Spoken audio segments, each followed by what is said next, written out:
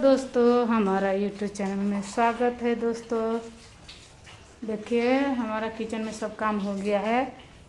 इतना दिन बाद हम खाना के वीडियो शूट कर रहे हैं। दोस्तों देखिए क्या चीज़ का सब्जी है, कमेंट करके बताइएगा।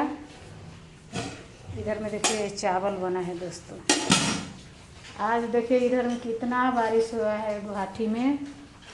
देखिए हमारा किचन कैसा लगते है, आपको दिखाते हैं। देखिए हमारा किचन में पानी है। दोस्तों देखिए कितना पानी है, लगभग 10 बार पानी इसमें के ये डोल से उठाए हैं, फिर भी पानी है। देखिए इधर में थोड़ा सा सूखा है, इधर के पानी पहुँच गया है, तो इधर में अभी भी पानी है। दोस्तों देखिए